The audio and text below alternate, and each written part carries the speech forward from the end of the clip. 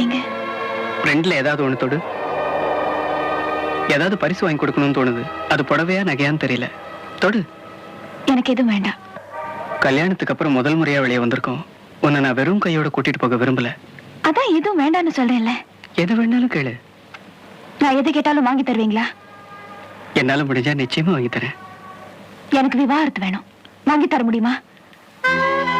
அது இந்த கடையில கிடைக்குமா?